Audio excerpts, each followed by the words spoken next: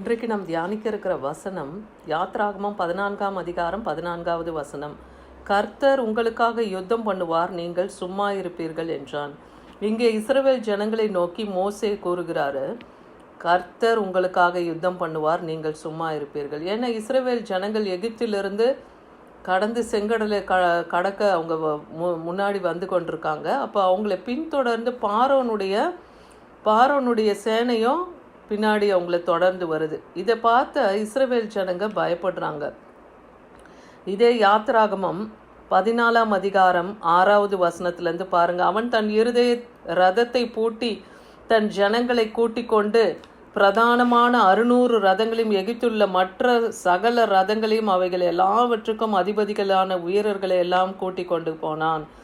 இப்படி எகிப்தின் ராஜா என்ன பண்ணுறான், அவனுடைய சேனை அதிபதிகளை எல்லாம் 600 ரதங்களோடு அவன் கூட்டிக் கொண்டு இஸ்ரவேல் ஜனங்களை பின்தொடர்றதை பார்க்குறோம். அதே போல் இந்த பார்வோனுடைய இருதயம் அப்பொழுது கடினப்பட்டு இருந்தது. அப்போது அவன் இஸ்ரவேல் புத்திரரை பின்தொடர்ந்தான். இஸ்ரவேல் புத்திரின் பலத்த கையுடன் கர்த்தர் வந்து புறப்பட்டு போனார் இல்லையா. கர்த்தர் இஸ்ரவேல் ஜனங்களோட அவருடைய பலத்த கரமும் ஓங்கிய புயமும் இஸ்ரவேல் ஜனங்களோடு புறப்பட்டு போனதை பார்க்குறோம். அப்போ எகிப்தியர் பார்வோனுடைய சகல குதிரைகளோட ரதங்களோட அவர்கள் குதிரை வீரர்களோடு தங்களை பின்தொடர்ந்து வருகிறத பார்த்து அவங்க என்ன பண்ணுறாங்க, பயந்து போகிறாங்க. அப்போ மோசேவை பார்த்து சொல்கிறாங்க, எகிப்தில் பிரேதக்குழி இல்லை என்று இந்த வனாந்தரத்தில் எங்களை சாகும்படி கொண்டு வந்தீரா என்று மோசேவை நோக்கி எல்லாரும் முறுமுறுக்கிறத பார்க்குறோம். அப்போ மோசே இஸ்ரவேல் ஜனங்களை பார்த்து சொல்கிறாரு, யாத்ராகமம் 14:13 பாருங்கள். அப்பொழுது மோசே ஜனங்களை நோக்கி, பயப்படாதிருங்கள், நீங்கள் நின்று கொண்டு இன்றைக்கு கர்த்தர் உங்களுக்கு செய்யும் ரட்சிப்பை பாருங்கள். இன்றைக்கு நீங்கள் காண்கிற எகிப்தியரை இனி என்றைக்கும் காண மாட்டீர்கள். இன்றைக்கு நீங்கள் பார்க்குற இந்த எகிப்தியனை இனி பார்க்க மாட்டீங்க. ஏன்னா நின்று கொண்டு கர்த்தர் உங்களுக்காக செய்ய போகிறத நீங்கள் பாருங்கள். ஏன்னா கர்த்தர் உங்களுக்காக யுத்தம் பண்ண போகிறார், நீங்கள் சும்மா இருக்க போகிறீங்கன்னு சொல்கிறாரு. அதே போல் எகிப்தின் சேனை செங்கடலை நோக்கி வரும்பொழுது அங்கே பாருங்கள், அப்பொழுது எகிப்தியர், இதே யாத்ராகமம் 14:23, அப்பொழுது எகிப்தியர் அவர்களை தொடர்ந்து பார்வோனுடைய சேனைகளோடும் குதிரைகளோடும் ரதங்களோடும் குதிரை வீரர்களோடும் அவர்கள் பிறகாலை சமுத்திரத்தின் நடுவே பிரவேசித்தார்கள். இஸ்ரவேல் ஜனங்களுக்கு முன்பாக தேவன் அக்கினி ஸ்தம்பமாய் அவர்களுக்கு முன்பாக அந்த செங்கடல்ல போறார், மேகமாக அவர் போறார் அங்க. அதே போல அவர்கள் பிறகாலம் அவருடைய தூதனாக அவர் வந்து அவங்கள பாதுகாக்கிறத பார்க்குறோம். அவங்க கடந்து போன பின்பு பார்வோனுடைய சேனையும் அந்த செங்கடலுக்குள் கிழக்கு வெளுக்கும் வரைக்கும் ஜாமத்தில் கர்த்தர் அக்கினியும் மேகமான ஸ்தம்பவத்திலிருந்து எகிப்தியரின் சேனையை பார்த்து அவர்கள் சேனையை கலங்கடிக்கிறார். அப்போ அந்த சேனை உள்ளே வரும்போது அவர் அக்கினி ஸ்தம்பமாக அந்த சமுத்திரத்தில் நிற்கிறத பார்க்கும்போது அந்த சேனைகள் எல்லாம் கலங்கடிக்கப்படுது. அந்த ரதங்களுடைய உருளை எல்லாம் கழண்டு போகுது. அவங்களால அந்த ரதத்தை இழுத்து நடத்த முடியாதபடிக்கு அதை வருத்தத்தோடு அதை நடத்தும்படியாக கர்த்தர் வைக்கிறார். எகிப்திலிருந்து இஸ்ரவேலை விட்டு ஓடி போவோம், கர்த்தர் அவர்களுக்கு துணை நின்று எகிப்தியருக்கு விரோதமாய் யுத்தம் பண்ணுகிறார் என்பதை அந்த எகிப்திய சேனை ரதங்கள் அந்த பார்வோனை அறியும்படியாக ஒரு கலக்கம், ஒரு பயத்தை தேவன் உண்டாக்குகிறத பார்க்குறோம். அதே போல் கர்த்தர் மோசேவை நோக்கி சொல்கிறாரு, ஜலம் வந்து எகிப்தியர் மேல் அவர்களுடைய ரதங்கள் மேலும் அவர்களுடைய குதிரை வீரர்கள் மேலும் திரும்பும்படிக்கு உன் கையை சமுத்திரத்துக்கு மேல் நீட்டுன்னு சொல்கிறார். அதே போல் மோசே நீட்டும் பொழுது அப்போ என்ன ஆகுது, ஜலம் திரும்பி வந்து ரதங்களையும் குதிரை வீரர்களையும் அவர்களுக்கு பின்னாக சமுத்திரத்தில் பிரவேசித்திருந்த பார்வோனுடைய இராணுவம் அனைத்தையும் மூடிக்கொண்டது. அவர்களில் ஒருவரும் தப்பவில்லைன்னு பார்க்குறோம். இஸ்ரவேல் ஜனங்கள் கரையை கடந்து பார்க்கும்போது கரைக்கு அப்பாலே அந்த எகிப்து சேனை முழுவதும் மடிந்து கிடந்ததை பார்த்தாங்க. அப்போ கர்த்தர் இஸ்ரவேல் ஜனங்களுக்காக அவர் யுத்தத்தை பண்ணி அங்கே ஒரு ஜெயத்தை கட்டளையிட்டார். இஸ்ரவேல் ஜனங்களை அங்கே சும்மா இருக்க வைத்து அவருடைய மகிமை அங்கே வெளிப்படுத்தினார்னு பார்க்குறோம். உபாகமம் 3:22 பாருங்க, அவர்களுக்கு பயப்படாதிருப்பீர்களாக, உங்கள் தேவனாகிய கர்த்தர் கர்த்தர் தாமே உங்களுக்காக யுத்தம் பண்ணுவார் என்று சொன்னான். அதே போல இந்த உபாகமத்தில் பார்க்கும்போது இங்கே மோசே இஸ்ரவேல் ஜனங்களை கர்த்தர் எப்படி வழிநடத்தினார் என்பதை அவங்களோடு கூட அவர் பேசும்போது சொல்றார், அவங்களுக்கு நீங்க பயப்படாதிருங்க, கர்த்தர் தாமே உங்களுக்காக யுத்தம் பண்ணி உங்களை கானானை சுதந்திரிக்க கொடுக்க போகிறார்னு சொல்லி அவங்க வந்த கதை எல்லாத்தையும் அவங்களுக்கு சொல்லுவார். உபாகமம் 20:4 பாருங்க, உங்களுக்காக உங்கள் சத்துருக்களோடு யுத்தம் பண்ணுவோம், உங்களை ரட்சிக்கும், உங்களோடு கூட போகிறவர் உங்கள் தேவனாகிய கர்த்தர் என்று சொல்ல வேண்டும். அப்போ நாம யுத்தம் செய்ய வேண்டாம், நமக்காக தேவன் யுத்தம் செய்வார். எப்போ நாம் கர்த்தருடைய பிள்ளைகளாய் நாம் அவருக்கு பயந்து நாம் நடக்கும்போது தேவன் நமக்காக நம் சத்துருக்களுக்கு விரோதமாக அவர் யுத்தம் செய்ய வல்லவராக இருக்கிறார். ஏன்னா அவங்க கானானை சுதந்திரிக்க போகும்போது அங்கே 7 விதமான பொல்லாத ஜாதிகள் இருக்காங்க. ஏத்தியர், எபூசியர், கானானியர், கிர்காசியர், பெர்ஷியர், ஏவியர்னு 7 விதமான ஜாதிகளும் 31 ராஜாக்களையும் இவங்க ஜெயிச்சாதான் அந்த கானானை அவங்க சுதந்திரிக்க முடியும். அப்போ கர்த்தர் என்ன சொல்றார், உங்கள் முன்பாக போகிறவர் நான் அல்லவா, நான் கர்த்தர் என்று சொல்லுங்க, நான் உங்கள் தேவன் சொல்லி அவங்கள தேவன் பலப்பட்டுக்கிறத பார்க்குறோம். அதே போல யோசுவாவோடு தேவன் எப்படி மோசேவோடு இருந்து பலத்த கிரியைகளை செய்தாரோ அதே போல யோசுவாவோடு இருந்து அந்த யுத்தத்தை மேற்கொள்ள வைத்து அதிலே அவங்களுக்கு ஜெயத்தை கட்டளையிட்டார். அந்த 7 வித ஜாதிகளையும் அவங்க துரத்தி அதே போல 31 ராஜாக்களையும் தேவன் ஜெயிக்கும்படியாக வெற்றி காணும்படியாக செய்கிறார் இல்லையா. யோசுவா 23:3 பாருங்க, உங்கள் தேவனாகிய கர்த்தர் உங்களுக்கு முன்பாக இந்த சகலவித ஜாதிகளுக்கும் செய்த யாவையும் நீங்கள் கண்டீர்கள், உங்கள் தேவனாகிய கர்த்தர் தாமே உங்களுக்காக யுத்தம் பண்ணினார். அப்போ யார் யுத்தம் பண்ணி அவங்களை கானானை சுதந்திரிக்க வச்சா? கர்த்தர் தான் அவங்களுக்காக யுத்தம் பண்ணி அந்த கானானை சுதந்திரிக்க வைத்தார்னு பார்க்குறோம்.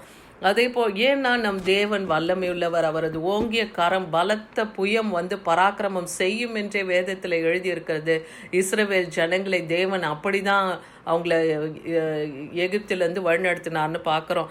அதே போல் 2 நாளாகமம் 20ஆம் அதிகாரத்தில் நீங்கள் பார்க்கும்போது அங்கே யூதாவை ஆண்ட யோசபாத்தை குறித்து பார்க்குறோம். அந்த ராஜாவுக்கு விரோதமாயும் சில ஜனங்கள் என்ன பண்ணாங்க, எருசலேத்துக்கும் யூத மனுஷருக்கும் எதிராக தரித்து நின்று அவங்க யுத்தம் பண்ண இருந்தாங்க. அவங்க யாருன்னா மோவாபியர், அம்மோனியர், சேயீர் மலை தேசத்தார். இவங்க இந்த யோசபாத் ராஜாவுக்கும் இஸ்ரவேல் எருசலேத்து ஜனங்களுக்கும் விரோதமாக எழும்பி நின்றதை பார்க்குறோம்.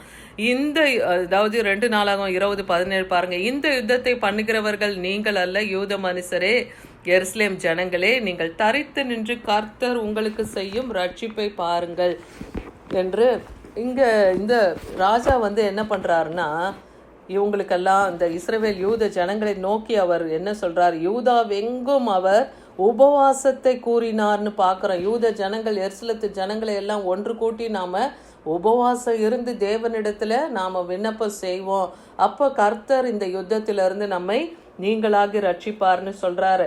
அப்போ அவர்களுக்கு பயப்படாமலும் கலங்காமலும் இருங்கள், நாளைக்கு அவர்களுக்கு எதிராக புறப்படுங்கள், கர்த்தர் உங்களோடு இருக்கிறார்னு இவர்களுக்கு மத்தியிலே இருந்த ஒரு தீர்க்கதரிசியானவர் அது அவங்களுக்காக பேசுகிறத பார்க்குறோம்.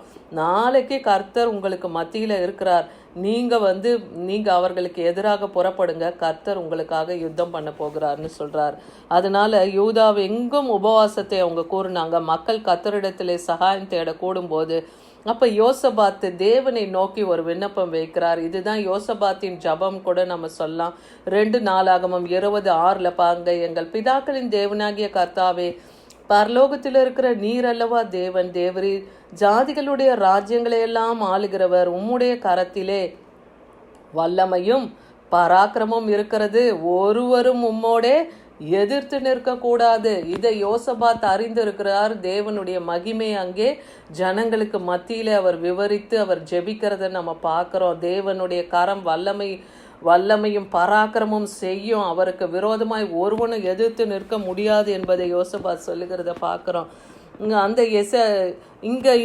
இவர்களுக்கு இந்த மாதிரியான ஒரு வார்த்தையை சொல்லுகிற ஒரு மனுஷன் யாருன்னு நம்ம பார்க்கும்போது எகேசியல் என்கிற ஒரு ஆசாரியன் மேலே கர்த்தருடைய ஆவி இறங்கி அவர் பேசுறாரு, நீங்கள் இந்த ஏராளமான கூட்டத்துக்கு பயப்படாமலும் கலங்காமலும் இருங்கள், யுத்தம் உங்களுடையது அல்ல, இது தேவனுடையது. அப்ப இந்த யுத்தம் கர்த்தருடையது, ஜெயமோ கர்த்தரால் வரும் என்பதை அந்த லேவிய ஆசாரியனாகிய அந்த யகாசியல் என்ற ஆசாரியன் மூலமாய் கர்த்தர் பேசுகிறத பார்க்குறோம். அதனால் அவர்களுக்கு நீங்கள் பயப்படாமலும் கலங்காமலும் இருங்கள். நீங்க செய்ய வேண்டியது என்னன்னா, 2 நாளாகமம் 20:21 சொல்றார், ஆயுதம் ஏந்தியவர்களுக்கு முன்பாக நடந்து போய் கர்த்தரை துதியுங்கள். அப்போ ஒரு யுத்தம் நமக்கு முன்பாக வருதுன்னா நாம் தேவனை துதிக்க ஆரம்பிக்கணும். கர்த்தர் நல்லவர், அவர் கிருபை என்றும் உள்ளது என்று கர்த்தரை பாடவும் பாடகரை அந்த படைகளுக்கு முன்பாக நிறுத்தி தேவனை துதிக்க தொடங்கினாங்க. அவங்க துதி செய்ய தொடங்கின போது அங்கே என்ன ஆகுது? 2 நாளாகமம் 20:22 யூதாவுக்கு விரோதமாய் வந்த அந்த பதிவிருந்த அந்த அம்மோன் புத்தரையும் மோவாபியரையும் சேயீர் மலை தேசத்தாரையும் ஒருவருக்கு ஒருவர் விரோதமாய் கர்த்தர் எழும்ப பண்ணினதினால் அவர்கள் ஒருவரோடு ஒருவர் வெட்டுண்டு தேவன் மடிய செய்தார். இன்னைக்கும் நமக்கும் நம் வாழ்க்கையில நம் இருக்கும் எல்லையிலே நம் வேலை செய்யும் ஸ்தலங்களில் நமக்கு எந்த எல்லையில் ஒரு போராட்டம் வந்தாலும் நம் கர்த்தரை நம்பி இருப்போமானால் தேவன் நமக்காக யுத்தத்தை செய்து ஜெயத்தை கட்டளையிடுவார். எப்படி சத்துருக்களுக்குள்ளே ஒருவரோடு ஒருவரை வெட்டுண்டு மடிய செய்தாரோ, நமக்கு விரோதமாய் கலகத்தை விதைத்து நம்முடைய குடும்பங்களின் சமாதானத்தை கெடுத்து போட வருகிற அந்த சத்துருக்களுக்கு இடையே தேவன் ஒரு கலகத்தை உண்டு பண்ணி அவர்களையே வெட்டுண்டு மடிய செய்வார். இன்னைக்கும் தேவனால் நமக்காக யுத்தம் செய்ய முடியும். ஏன்னா கர்த்தர் இஸ்ரவேலின் சத்துருக்களோடு யுத்தம் செய்ய பண்ணினார்னு நம்ம பார்க்குறோம். அவர் அந்த தேசத்தை ராஜ்யத்தின் மேலே தேவனால் உண்டான பயங்கரம் அங்கே வந்தது. அப்போ அந்த 3 எதிராளிகளும் வெட்டுண்டு மடிந்ததை பார்த்து எல்லாருமே பயந்து போகிறாங்க. அங்கே கர்த்தரால் உண்டான பயங்கரம் அவங்களுக்கு நேரிட்டதுன்னு 2 நாளாகமம் 20:29 பார்க்குறோம். அதே போல் யோசபாத் காலத்திலே சுற்றுப்புறத்தார்களால் யுத்தமில்லாத ஒரு இலைப்பாறுதலை அவனுடைய காலத்திலே தேவன் கட்டளையிட்டதை பார்க்குறோம். யோசபாத்தின் ராஜ பாரம் அமெரிக்கையாக இருந்ததுன்னா சமாதானமான ஒரு நிம்மதியான ஒரு ஆட்சியை யோசபாத்து செய்தார். அதான் நம்முடைய தேவன் எப்படிப்பட்டவர்னா, கர்த்தர் யுத்தத்தில் வல்லவர், அவர் செயலில் மகத்துவம் உள்ளவர். கர்த்தர் என்பதே அவருடைய நாமம். இன்னைக்கு கர்த்தர் கொடுத்த வார்த்தையின்படி கர்த்தர் நமக்காக அவர் யுத்தம் செய்வார். நாமோ சும்மா இருப்போம்னா நாம் தேவனை துதிக்கும் போது கர்த்தர் நமக்காக யுத்தத்தை செய்து ஜெயத்தை கட்டளையிடுவார். ஆமீன்.